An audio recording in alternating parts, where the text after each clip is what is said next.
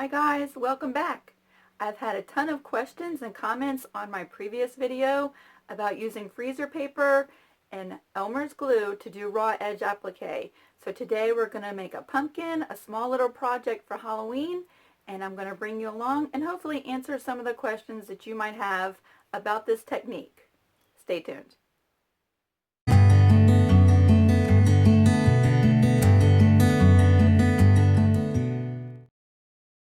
All right, before we get started, I wanted to answer a couple questions I had about the freezer paper. Freezer paper has been used for years and years in the sewing room. A lot of people use it on the back side of your fabric to do needle turned applique. Maybe we'll do a video on that one day soon.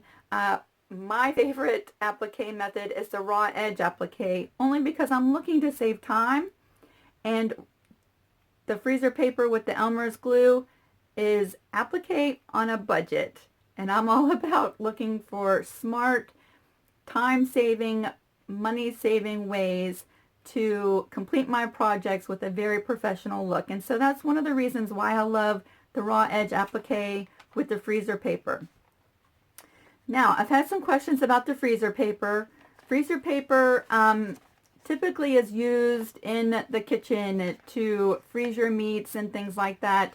It is different than your wax paper, where wax paper has a waxy coating on both sides. And it's not like the parchment paper that is a dull side on both sides. The freezer paper has a dull side, which you can write on. And then it has a waxy side, which really keeps your meats fresh in the freezer, things like that. It also keeps your meat from sticking when it's in the freezer. You can unwrap it and it's not going to stick like, aluminum foil would. But for years, people have been using freezer paper in the sewing room to do applique projects. It even has on the box, quilt applique. Awesome, right? So the wax side is not sticky to the touch. It is slick. However, when you heat set this onto your fabric, this waxy side acts like a glue. However, when you remove the freezer paper from your fabric, there is no residue left on your fabric whatsoever, and this comes off pretty easy. And so you don't have to be scared to use this on your fabrics. It's not going to stick permanently, and it's not going to leave a waxy stain that you're going to have to worry about ruining your project. The glue. I use the Elmer's washable school glue, and this is perfect because it's fast. It saves money versus your like Heat and Bond and Steam-A-Seam products. The fusible webbings can get pretty pricey, and some projects really call for those products. And then a lot of the projects that I do, this works perfectly. And again, we're sewing on a budget, but very professional results. Now, we are heat setting this glue, and so you don't have to worry about your machine, the needle getting gummy, or messing with parts of your machine. The glue, when we take our project to the machine, will be dry. So you don't have to worry about that, and you also don't have to worry about it staining or staying in your quilt, because the first time you wash your quilt, all of the glue products come out. And so what you're left with is a very nice drape to your project.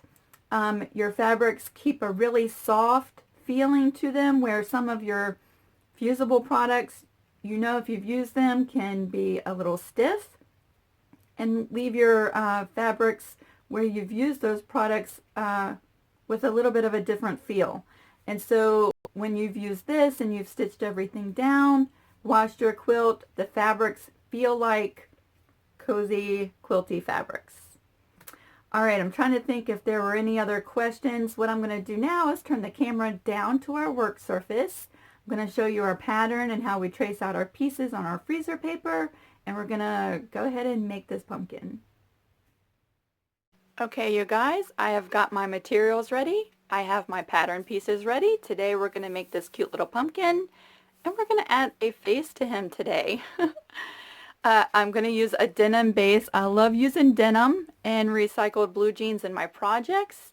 And so I've already ironed that. I do have a stabilizer on the back just so that the denim isn't stretchy.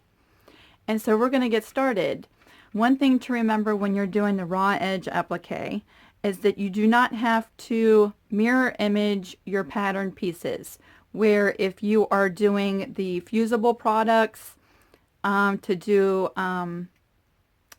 fusible raw edge applique, or if you are going to do needle turned applique, you would want to reverse your images or mirror image your pattern pieces before you get started.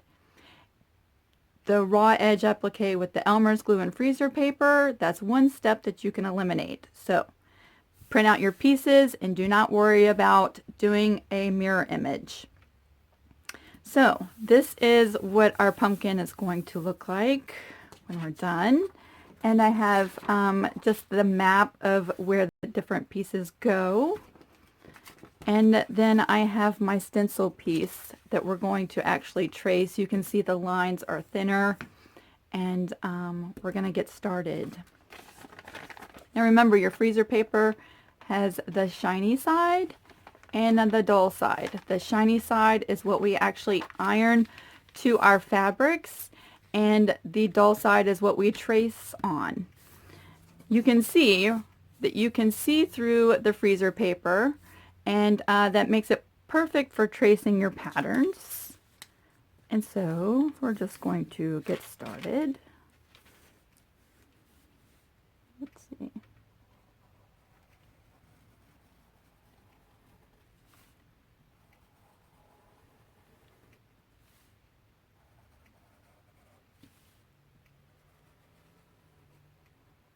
And make sure you label your pieces as you go.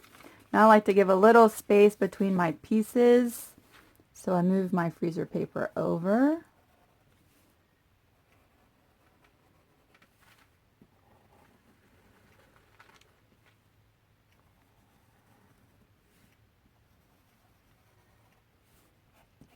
B. And you guys, the freezer paper comes in a huge roll. You can get that at your grocery store.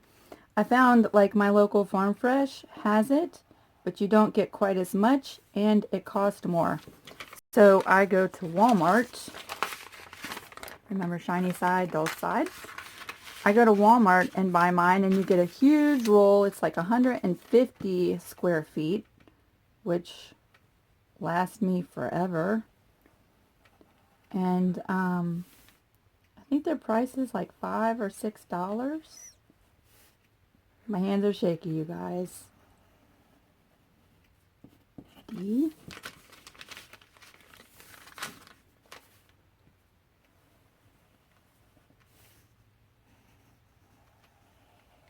Does anybody else have shaky hands? It is a hereditary thing that runs in my family. E. And then we have two little small pieces. I'm going to make them a little bit bigger for our little pumpkin guy here.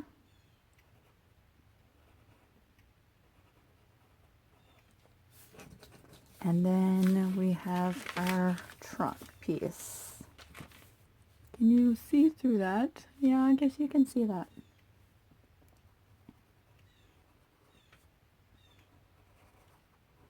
Okay, and just like that, we have all of our pattern pieces. You can see I separated them, so that makes it easy to go through and cut these pieces out. At this point, you're going to do a rough cut, not on your tracing line, but around your pattern piece. Okay, and so I'm going to go ahead and bring you to the iron. We are ready to rough cut these out and iron these pieces down. See, just like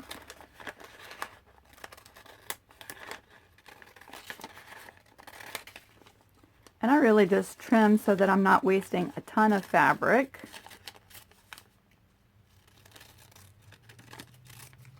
Just like that.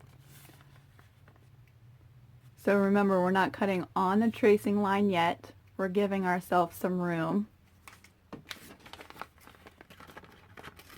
I'll cut one of these out. One more so that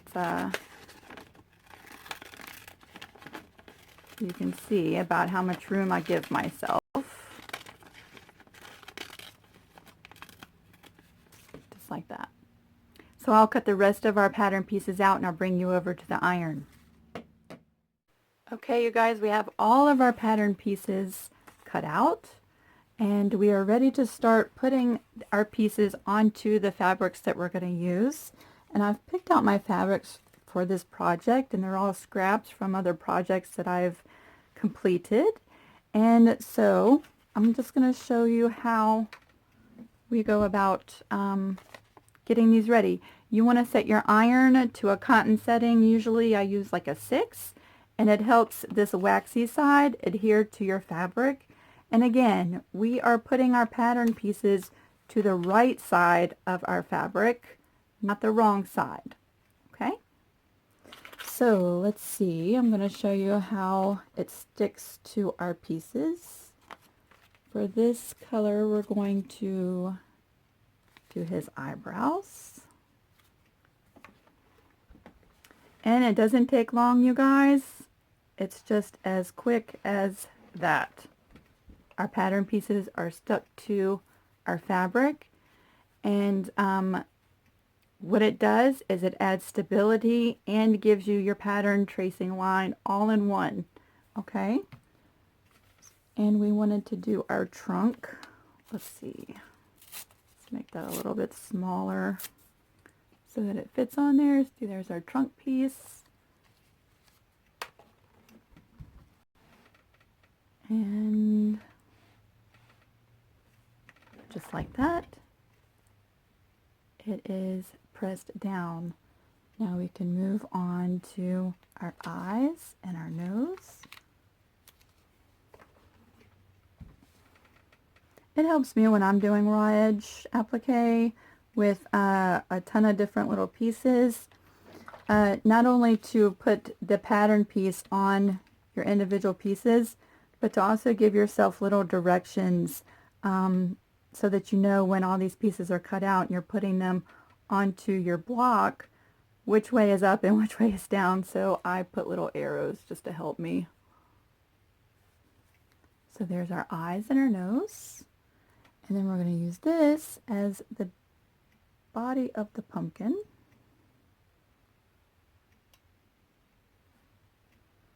Again, right side up. And we're just pressing these pieces down.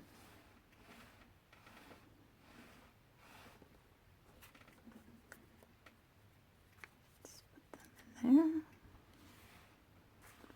Let's see if any other ones will fit on here. Yep, he'll fit.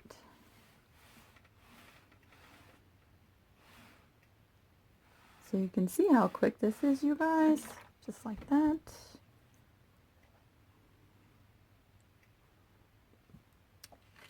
We'll do this piece. And let's bring that piece in there.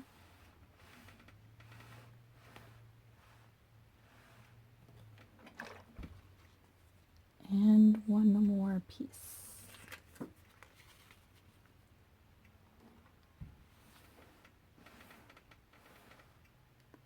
I try to find the best way that the pieces will fit on there so that I waste as little fabric as possible, because even this piece here will be saved for a project who knows when. But look how awesome this fabric is. So we will save those pieces. All right, all of our pieces are ironed down. And so now is the time when you actually cut on the pattern line itself. These lines that we made by tracing, that's when we go ahead and cut directly on those lines.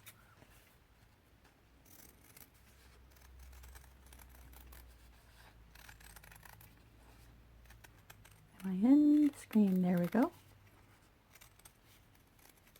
You guys, making these videos, maybe for some people, it just comes naturally. For me, it does not. In high school, I had to take public speaking classes, and I would break out in a cold sweat. See, just like that. It's our perfect pattern piece. I would break out in a cold sweat. I would have nightmares. Like the week before I had a project due in that class, I would have nightmares. So I am trying to break out of my fear of making these videos, just because I know that these tips, although I'm not the only person out there showing these, but I know that a lot of people find these videos helpful. So I am trying to break out of my fear of public speaking and making videos in order to bring these tutorials to you guys. Just like that, we have our E-piece. So I might be a little bit chattery or just ramble on, you guys. I apologize. And you know what's awesome about YouTube is that if my video style or teaching style is annoying, there's a lot of other people out there that maybe are better for you to watch. But I hope that you are patient with me. I think each video that I do gets a little bit easier and easier. And so, you know what? We all have areas in which we can grow and areas that we can improve on. So that's what I'm trying to do with my videos. But thank you guys for being patient with me. We'll cut out this one last piece together.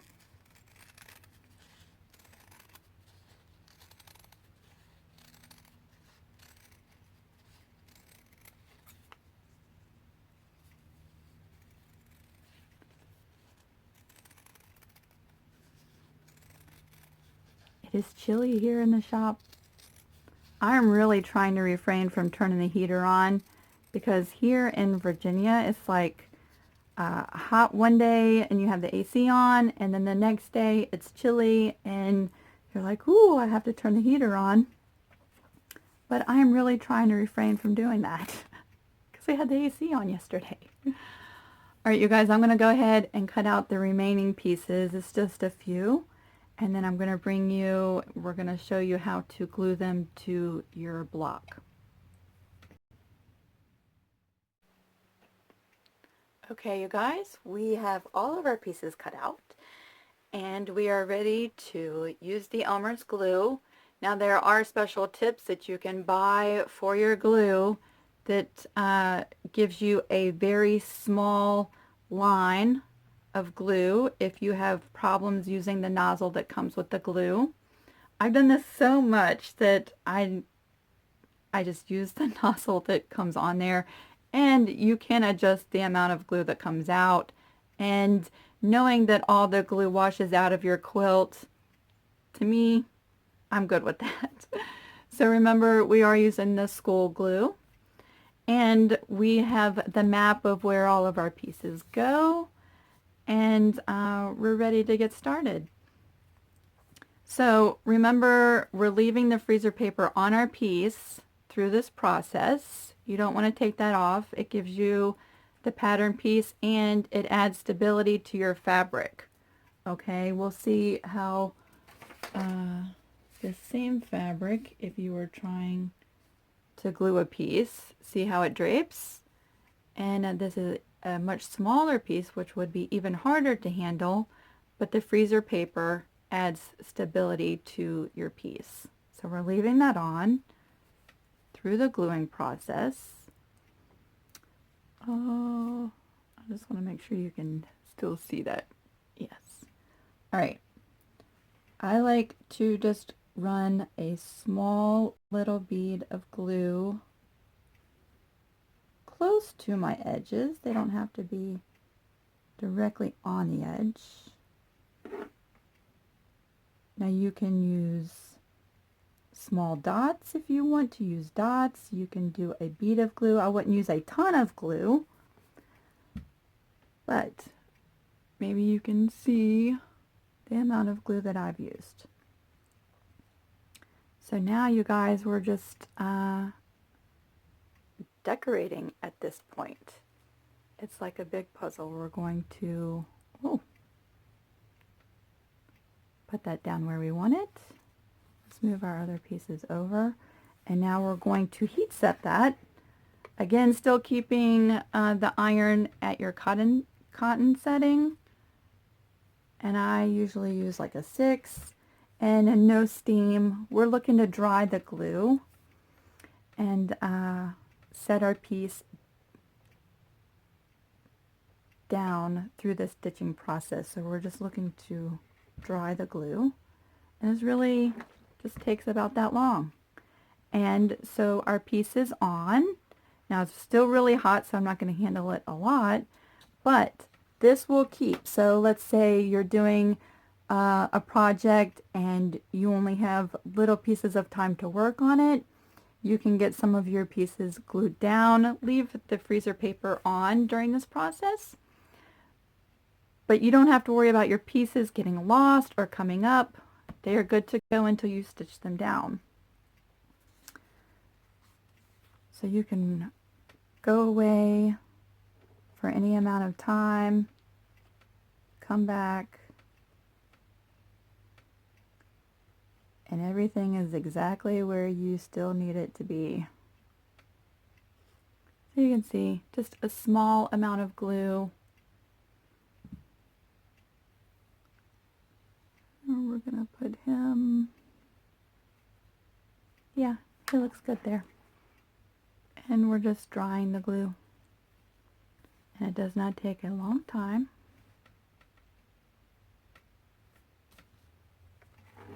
Just like that. So see you guys, it is relatively quick. We'll do one more piece. Again, with the Elmer's glue, you don't have to worry about it gumming up your machine. It is just like any other type of fusible product that you use. You're stitching through all of that, so your machine is going to handle this fine. Now you wouldn't want to bring this over while it's wet, because then you could have some issues, but once the glue is dry, you're fine.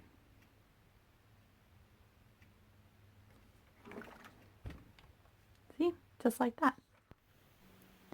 At this point, we have all of our paper pieces glued down to our block.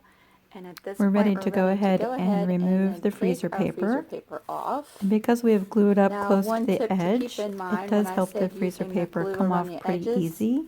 The closer to the edge You'll notice you use that your glue, the closer to the edge that you you're gonna glue, have the when you less take off fraying your that you'll freezer have. paper. The Your freezer freezer whole paper goal really in wants life right to now stick to the fabric. is That's its to job stick now. to the fabric, and that's what it wants to do. And so the closer you have your glue to the edge of the fabric, the better or the less fraying you'll have when you're taking off your pieces. But you'll see the freezer paper comes off pretty easily.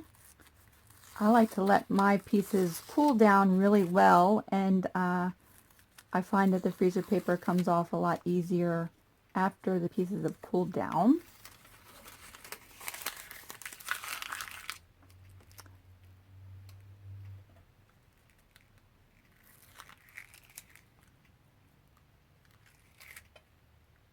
And just like any other kind of applique project you're doing, you can do the layering. You can see we have our pumpkin body here, and now we can come in with our face and glue down those pieces. Now at this point, I think I'm going to go ahead and stitch around my edges. Remember, we are using school glue. It does wash out. You will want to use a stitch around each one of these pieces, and the type of stitch is really up to you. You could use a satin stitch, you could use a zigzag stitch, and those two stitches are going to really help keep your edges from fraying. You could do a blanket stitch or just a straight line stitch close to the edge of your pieces. Now keep in mind those kind of stitches, if you wash your piece after you're done, you will have some fraying of your edges, which in some projects might be the look you're going for. If you're going for like a country shabby kind of look, then those kind of stitches with this process works really, really great. Okay, you guys, we have stitched down all of our pieces. To our base, we have used a small zigzag stitch using some brown thread around each one of the pieces. And now everything is stitched down. With the zigzag stitch, you should not get any fraying. You might get a loose string here or there, but for the most part, all of your pieces are going to be nice and secure without any fraying. You could use a blanket stitch or a straight stitch close to your edge, and that will give you sort of a shabby look to your pieces, which is kind of pretty in a lot of different projects. I wanted to show how you can still layer using this technique with your pieces. After they're stitched down, I'm going to come in with the face pieces. And really this is probably my favorite part, is deciding where all the pieces go. Like decorating your pumpkin. I think his face looks really kind of angry here. So again, just like the body of the pumpkin, we're going to use a small amount of glue around all of our pieces, right up to the edge, and it is just a small amount, you guys. And then we put all of our pieces down. I went ahead and did this with all of our pieces, and the glue stays wet and workable, and you can rearrange your pieces before you've ironed them down. Gives you plenty of working time using the Elmer's glue. Also keep in mind, if you put a piece down and you heat set it with your iron, the piece can be taken up and moved. Just have to be careful with it, but it can be taken up. And I'm going to go ahead and put all of these pieces where I want them to be. And then I will heat set all of the pieces at the same time with my iron.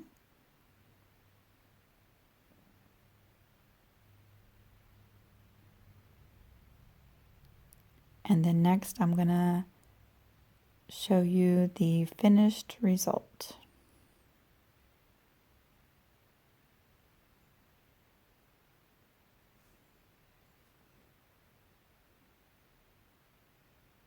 Okay, you guys, we are all finished with the stitching. You can see that I came in with my darning foot or free motion foot on my domestic singer machine and did some stitching just as a decoration. I put in his eyes and I went around all of his face pieces, sort of give some definition.